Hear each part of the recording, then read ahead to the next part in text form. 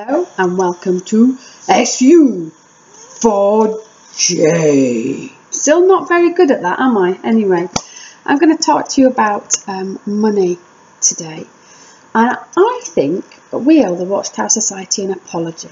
We're always maligning them and saying that they contradict themselves over money. But I have been doing a little bit of research and, I don't think they do. I think they're being completely open and honest about it. So I'll give you my main example of what I'm talking about. In the reasoning from the scriptures book that they don't use anymore because it's got some blatant errors in it, one of the parts in there is, how is the work of Jehovah's Witnesses financed? And it says, by voluntary contributions, as was true with the early Christians.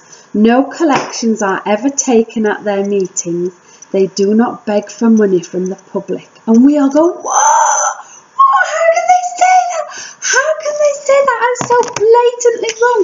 Check out the Watchtower study article of 15th of November 2013, which said how some choose to contribute to the worldwide work, and then it lists the headings: outright donations, donations of cash, jewellery or other valuable personal property, conditional donation arrangements, donations of cash with the condition that it can be returned if needed, charitable planning, insurance, bank accounts, stocks and bonds, real estate, gift annuity, wills and trusts. For more information, you may contact the Charitable Planning Office, and it gives the address and phone number of the Charitable Planning Office. And you think, how can these two things coexist? How can they say that they don't ask for money?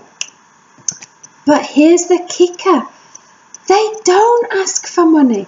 They don't ask, they just imply it all the time. Ooh, things are a bit expensive. Oh, we need so much money to run their organisation.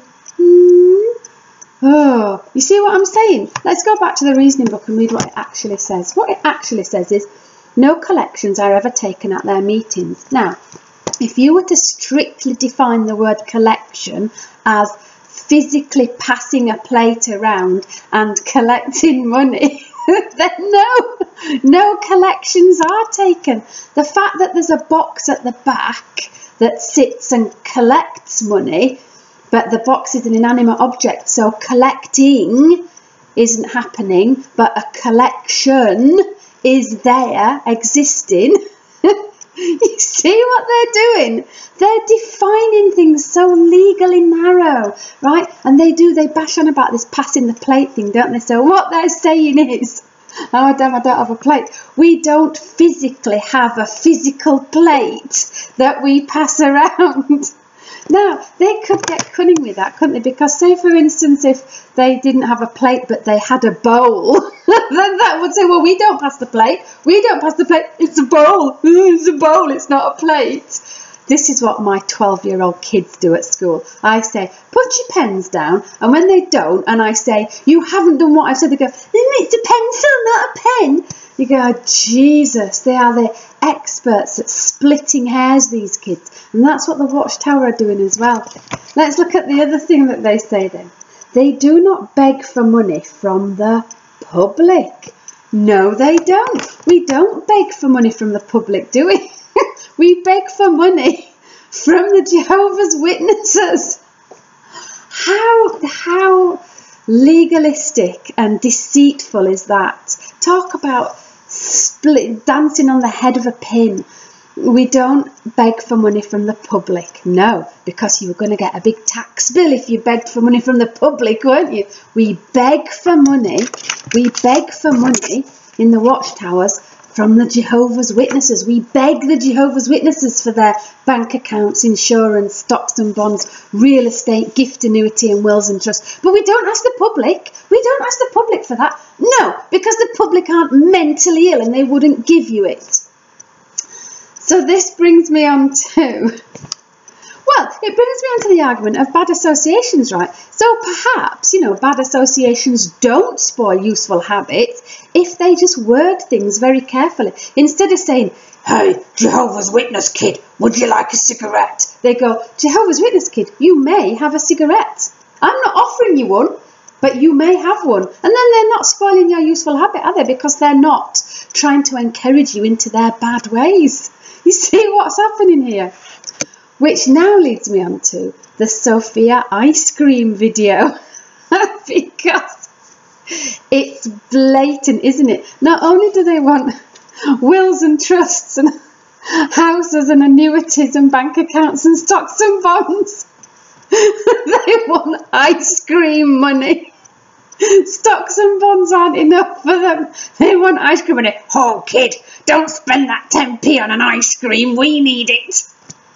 So I woke my daughter up this morning and forced her to watch the Sophia ice cream video and asked her what she thought of it.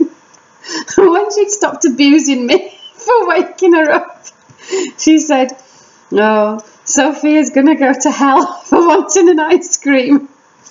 So I thought I'd conduct a little experiment to see how this would work in real life. Okay, bear with me. Joe, will you come here a minute, darling? Thank you. Oh yeah! Okay, come here. Now, here's just an ordinary child that happens to be passing by this morning. No, he is an ordinary child. Joe, I'm going to give you £1. Yeah, Okay, thank you. This is real, in real life, right? Am I allowed to get a packet of sweets with it? Well, here's the thing. Here's what you're allowed to do.